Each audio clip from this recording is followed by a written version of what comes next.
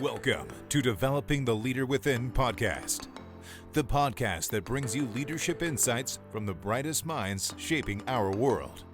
Join us as we dive into conversation with trailblazers, innovators, and change makers, spanning every corner of the globe.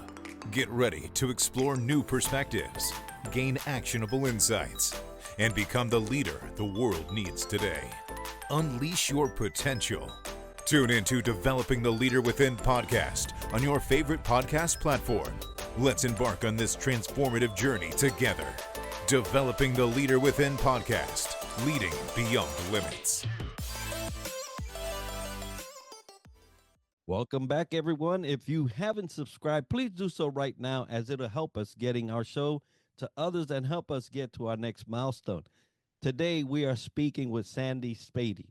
Sandy is the founder and CEO of Power Up Leadership Coaching and Consulting and the founder of Women with Voices, a powerful networking group based in Omaha. She is committed to empowering executives to identify their strengths and develop strategic visions that drive team cohesion and enhance sales performance. Sandy, welcome to the show. Hello, thank you. I'm so excited. I just love, when you're on fire for things, you just want to share them, right? Yes, indeed. And I'm so happy that you are ablaze, because we're going to be speaking about leading change, the vision, grit, and impact of trailblazing leaders. And you're one of them. But before we get into that conversation, tell us a little bit about you. My entire life, it's been people, right? I've been in sales, nonprofits, advertising, marketing, people. And, on my Gallup strengths, that's stationed here in Omaha. I'm a woohoo, I'm a community includer, positivity, and strategic. So you put those all together and they're called a campaigner. They're 8% of us. So I'm like, who wants to be president? Let's do this. But it really comes down to people, right? I love to learn about people, and I see things in people that they don't see in themselves. And I'm like, let's do it. What do you want to do? Right? That vision of just the positivity of what could be is what I strive on. And I love that, because we're going to be talking about vision and impact. And as we open up into that question, as a visionary leader, what was the defining moment that sparked your passion for creating change? And how did that turn that vision into reality? Yes. Well, yeah, I think all of us, remember 2020 as just an awkward, horrible year. But I've had so many women open up to me, and I felt like they were just really starving for community. And they tell me their great stories, these successful women, that people would look at and think, oh, they had it made, everything goes their way, but it doesn't. And I would look at these women when they were sharing their stories with me, and I'm like, it's the journey you have to share. You have to share that. Like, everyone sees you as a successful leader, but when you share that journey, other ones are going to listen and think, she got through that, I can too. And so that really put a spark in to start the Women with Voices in 2021. Just too many women open up to me. And I have always either worked for their chamber in every community I've lived in city and state, or I've been a part of them. And I had such great connections in Omaha with the Greater Omaha Chamber. And they were also starving to have people come back to restaurants and hospitality. And so I thought, what's better than bringing those two together, finding them a voice and a platform and a beautiful new restaurant or hospitality that's starving for people to come back. And so it was a great combination of just helping both of those that I'm so in love with, and helping both of them out. And that's beautiful. I love the strategic thinking around that specific connection. And when you talk about starving people, there are starving people, not food wise. I'm talking about attention wise. I'm talking about feeling loved wise. And entrepreneurship will do that to you at times, right? Because it's a lonely effort. Sometimes if you have a partner or co-founder, that's great. But even still, you kind of like, you go that way and I'll hit this way. And in entrepreneurship, and I love that you get involved with the chamber, another area that does need some TLC at times. And in entrepreneurial leadership, many entrepreneurs face setbacks, obstacles, times of loneliness. So, can you share a time when you encountered a major challenge in your journey and how you navigated through it? Yes, it's a great story. I was in the process of writing my book twice. I worked with Georgetown University Publishing and New Degree Press. And the first 60,000 words, I was getting ready to launch this book. And I didn't feel like I was maybe legally protected. And so I worked again with their Georgetown legal team and I rewrote my book again. And I was getting ready to launch this book. And that gut instinct I now speak about, I'm like, I need to get a second opinion on this.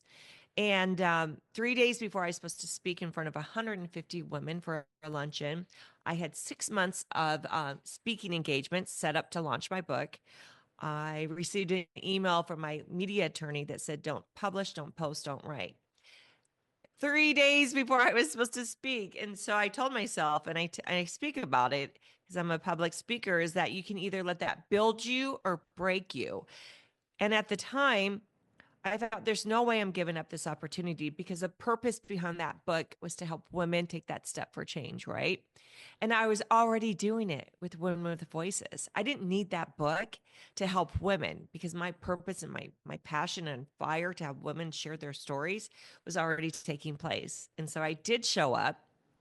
I kept all those speaking engagements, and now I'm just on fire for women to find their confidence through public speaking, sharing their journey and their story, because that just frees the woman and it inspires others. And so I could have let that get me down. I at the time I was working at the Greater Omaha Chamber. I quit my job.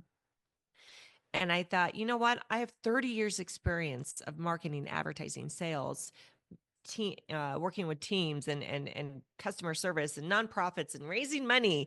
And I thought I'm going to share my experience. And so that's when I kicked off the Power Up Leadership Coaching and Consulting. And I just went full force ahead. And I love that you did not let that seemingly stoppable type of moment, because a lot of people would have been traumatized. Oh my goodness, all this work I've put into this. And here, a legal team is telling me, don't. And for many, that would have paralyzed them. But Yeah. I love the story. I love your passion for and your intuition and your faith in yourself to say, look, okay, so that's not a thing now, but what is a thing? And you were able to rally around your sense of community and influence your next actions. And talking about community and influence, leadership isn't just about personal success, it's about elevating others. Seems like that's what you was trying to do, and you did. So how do you intentionally create a lasting impact in the communities that you serve? Actually, it's one of my keynote speeches is the power of connections and community. And I share with people that when I moved to Omaha 5 years ago, I knew 5 people: my daughter, her best friend, and 3 of her roommates. But I have taken over the city, and I say take over the city. Every city I've lived in, I get involved, right? I volunteer. I found out what do they need help with. And it's always about giving more than you receive. And so when you take over your community, it's really about learning about your community, being involved in your community, learning what it's all about, and then being invested in it. Because when you're invested in the community, others see that and they want to be invested too. And so it's so powerful about really being invested, giving. There's so many times it's what do I get? When you go to networking events or if you're doing a partnership, what do I get? But if you would change your mindset and think, what can I give more than what I can get? It changes everything. It's called that you're just really authentically you and you do care. And it always comes back tenfold.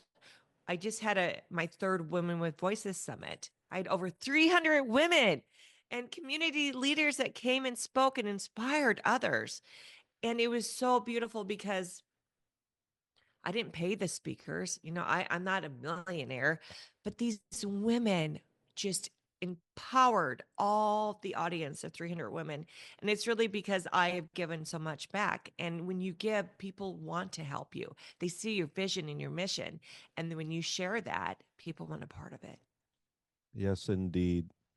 If there's anything that will get you to another place, is helping somebody get to their place, right? And it's one of those things that continues to prove itself right. And when you do so, you see the fruit of that labor. Now, you spoke a lot about resilient moments, right? Things that could have stopped you. But you use those moments to help you grow and help others grow at the same time. So, as we're talking about resilience and growth, change makers often push boundaries. And it looks like that's what you did. Hey, let me get in here. Let me push some boundaries. Let me show people what's possible. So, how do you stay resilient in the face of resistance? And what advice would you give to leaders striving to Yeah. make a difference? Well, you have to follow your heart, right? So many people try to be people that they're not. Like they see successful people and they think, "Oh, they're doing this right," or "I need to be doing this," or "I'm never going to be successful unless I don't do a podcast, do all this stuff." And it's like, just be true to yourself, because when you're true to yourself, it's not work, right? And then people see that authentic flame in you and they think, what does she have? It's because I love myself, right? And I want to help others. And when you help others, it just explodes into a community of everyone wanting to help others. And so it really is, you're going to have things that do not work out for you, right? All of us every day, but it's how you look at it. It's how you embrace it. And what am I going to learn from this? What am I being called to do different or better? But when you embrace that, and you learn from it, you can go forward. You're not stuck. And I tell women every day, don't get stuck at where you're at. Look at your vision for tomorrow. I talk to a lot of high schoolers with the Heart of a Ministries uh, nonprofit, and I think, yeah, today your boyfriend breaks up with you, and it's devastating. But keep your eye on where you want to be. And when you keep your eye on where you want to be, you learn from it, you get up, shake it off, and then you go forward. But you can't stay stuck, because when you're stuck, you can't grow. Absolutely. One of the worst things we could do is kind of maul over our desperation, and then we soon will find ourselves without hope. It really is a thing when you just sit there and in misery and in your defeat, and you just don't see any way out, and that bright light gets farther and farther. So great advice there to young people. Great advice to adult people that may be going through that similar situation. Yeah. Now, it looks like you've set up for yourself a nice legacy, something that people can follow, something that people can aspire to continue. So, in legacy and future leadership, looking ahead, what do you hope your leadership legacy will be, and how can emerging leaders contribute to a more impactful future? I actually I have a take the stage workshop, because so many women have come to me and they say no to opportunities, right?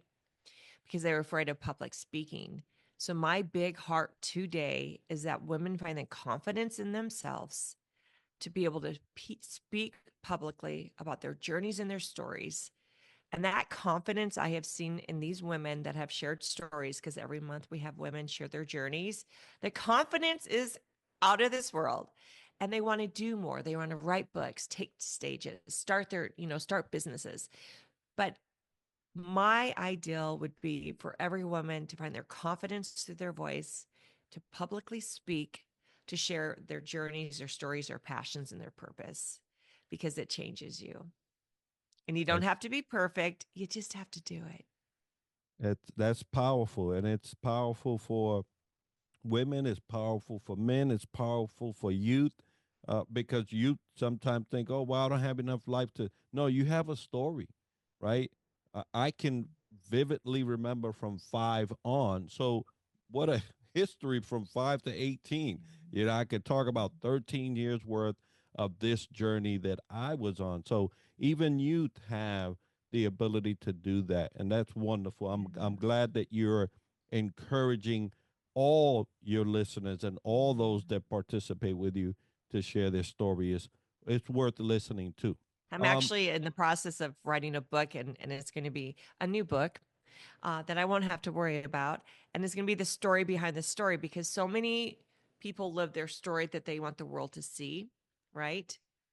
But it's really the story behind the story that got you to that story, and that authentically being you and sharing that. That's my 2025 goal. I'm going to write a book, and this book is going to bring other women in, and then I want to take it on tour. Let's just go. Amazing. And I applaud that and encourage it. And I was just about to ask you, what do you have coming up? And Yeah. where can the viewer or the listener follow you or support you, like in the book and at your events?